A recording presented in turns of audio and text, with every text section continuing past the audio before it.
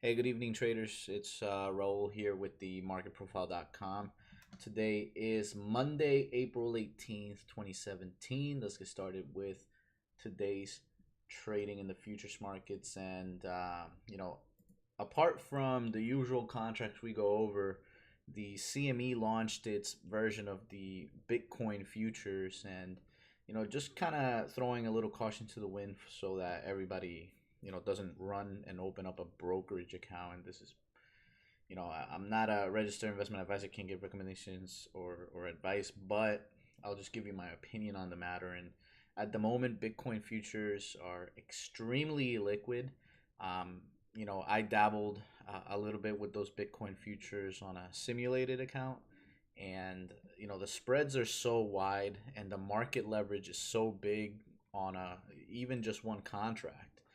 It's it's cool to look at, but it's not cool to trade just yet. I think we got to wait for more volume to come in. I think right now the only volume trading Bitcoin futures are retail volume, retail traders. I don't think institutional traders have stepped in to trade Bitcoin futures just yet. I think they're just waiting for um, a little bit more trading from that market, but that's okay. There's still plenty of markets to trade. It doesn't always have to be the one that everybody loves, Bitcoin. But anyways, taking a look at the S&P 500 here, we had a great day trading the indices. I only took two trades. I'll go over those when we get to those markets. But here in the S&P 500, we had a very big day here. Um, we had what's called an organic P-shaped distribution, which pretty much means as soon as the market opens, it just runs in one direction and maintains that direction for the rest of the day. So here we have a P followed by a P followed by a P followed by a P. But you know what's most important here is to understand that an organic P-shaped distribution is the same as a range extension, except for that it must extend the range as soon as the Globex uh, session opens. So at 6 p.m. Eastern time, it must quickly extend the range and maintain the highs on a P-shaped distribution and maintain the lows on a B-shaped distribution. And on days like these, it's kind of like the best time to take a trade and pretty much trade the trend. A lot of times, when we trade, we're always trading uh, the range because 80% of the time we have better opportunities. But on a day like today, it was definitely the trend trade, and we were right around this profile at just before the open here. And I figured, you know what? The way to play this one is to play the trend. If it can pull back down to this value area right here around 89, I'm going to go ahead and take a long. But as you can see, the market opened right here at the beginning of this period on B period, and you can see that it did not pull back. It traded higher but consolidated for most of the session, very near that milestone 2700. No trade here in the S&P 500, but we did get a trade here in the Nasdaq. Same idea here. Organic P-shaped distribution. It opens here. It doesn't even tick. It doesn't even trade lower by a tick. It just goes straight up, consolidates P-shaped distribution, organic P-shape, and here with another P-shaped distribution at the end of the day. So here we figured the exact same thing. Here we have more distributions that we could do, that we split. Here in the Nasdaq, we only had two distributions to split. So once we split them, we get this P followed by this other P. We didn't know it would be a P by the we wouldn't have known that it would have turned out to be a P, but we knew that this was a P and we wanted to get long right at that value area low. Market comes right down, gives us a gift right at that spot, and I'll show you the fill here. Really nice trade. um, I came in half size simply because I'm usually a counter trend trader, not much of a trend trader. So as the market pulled back, I entered here at five contracts at 13 half. Took my first target here at 24. Actually, I took them all off right there at 24 and a quarter.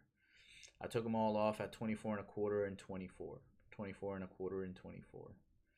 Um, you know, could have held them a little longer and probably would have had a nicer run to the upside. But again, the market at the time that I took my stop, we were seeing a lot of selling, and we still see a lot of selling here in the cumulative tick volume. And not only that, but we were also moving to the downside. But pretty soon after they took my stop, they took them to a new high up here. And then we've just kept in a consolidation pattern for the rest of the time. Let's go over to crude oil. In this one, we didn't have any trades in crude oil. We've established that crude oil is a no trade zone, and for the obvious reasons. I mean, here we took out this value area low. Here we took out this value area low in a range extension, only to very quickly get that thing back up and going. So I feel like crude oil is heavily manipulated, and I like to call it headline risk, because any one little thing comes across the news wire, and the algos, they react to crude oil, and then they just go nuts, right? They just blast through a lot of these areas. So we've been kind of staying away from crude oil, but we've still analyzed it, and we're still keeping an eye on it, waiting to hopefully for this market to just calm down and just resume to its better trading days.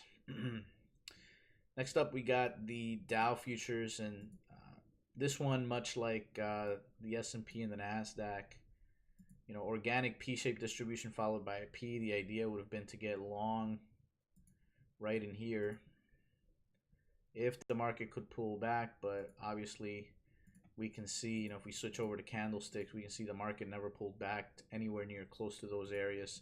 So we decided, why even try it? And next we got the 30-year bond. This one we tried. I had an order down here at 53.02, which happens to be the bottom of the day. Whoa. God, I hate when this happens. Let me just give me one quick second here. Boom. And boom. All right. Right here, we got a Fibonacci support confluence line right underneath our value area low. We decided this would be the best spot to try and get into the market. So you can see it went from 53.02 to 53.11 at its best. But unfortunately, no fill at the bottom. There was no fill at the bottom. So I wasn't able to take that trade. And as soon as the market took off to the upside, I just canceled the order and didn't take that trade. Next up in gold, we had an area we were looking to sell.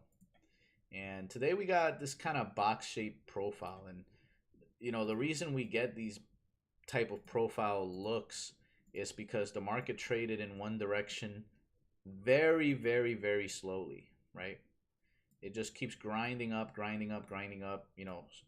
Every other bar takes out the high by like 1 or 2 ticks, and then just consolidates, takes out the high, and then consolidates, takes out the high, and then consolidates. Here's where it finally sped up a little bit, but had a little bit of consolidation up here.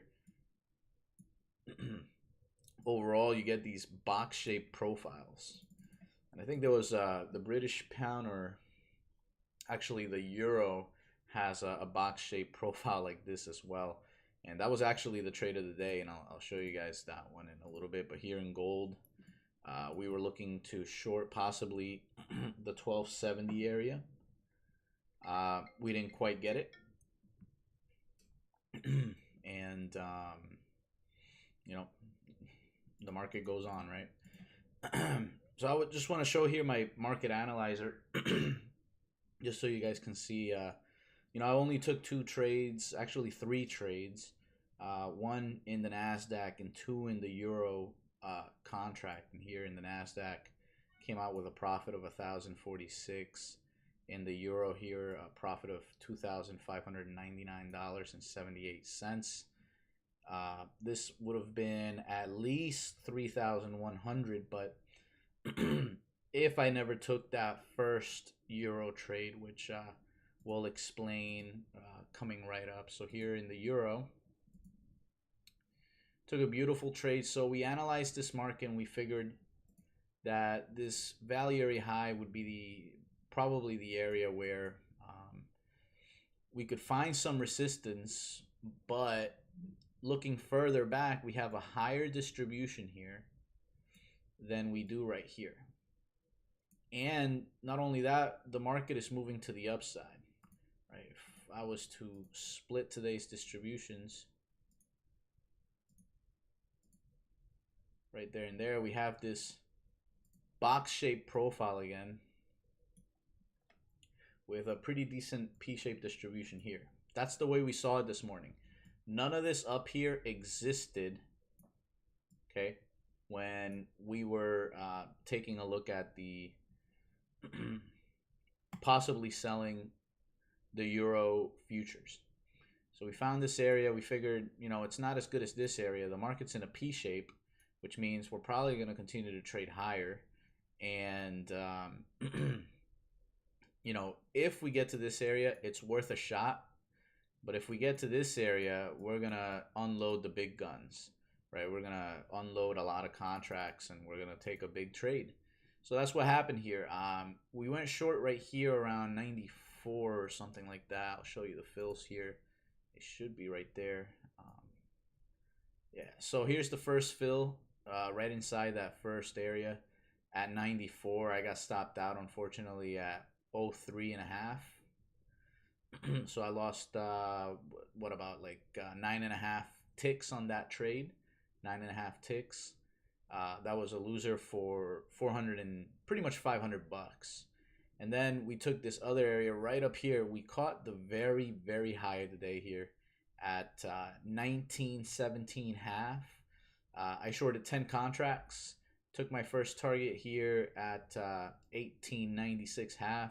And my final target, it's been a while since I've hit 2 targets, but I finally hit my final target here at 18.76. Hold it a little bit longer and I would have gotten an even bigger trade. But so you can see, if we switch over to the candlesticks, look at that, right to the top here, very high of the day, and then the market just sells off from there. We took off our final 2 contracts here at the point of control of this distribution. It was pretty much a fantastic trade. And just to point this out, because I love to make people think like, whoa, Raul is really up to something here.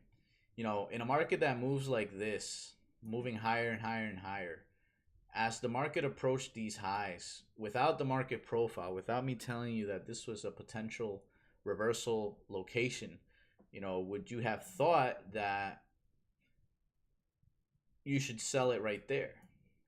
Probably not. I mean, the psychology of the human trader and of the retail trader especially is that if the market is moving higher, you have to buy it. And if the market is moving lower, you have to sell it. And then, the old adage that everybody loves to talk about but never lives by just goes out the window. And that adage, you guys will hear me say this a lot of times because it's true. The old adage says that you need to buy low and sell high, right? Buy low and sell high. So why are you buying high, right? It doesn't make sense. But with the market profile, we can pinpoint potential reversal locations based on trading activity, okay? Based on trading activity.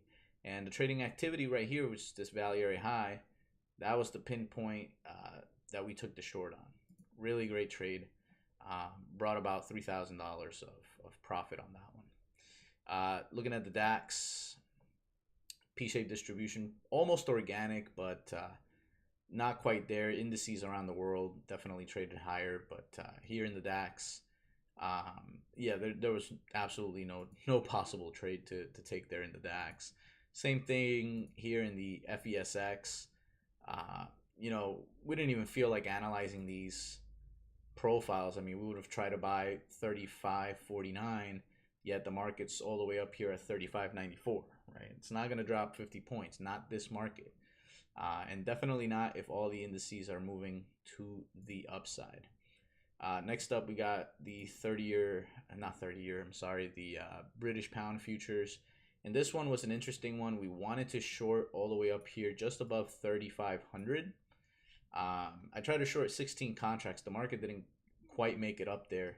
And you know what? I'll try it again if possible tomorrow morning if the market doesn't get to it during the overnight session.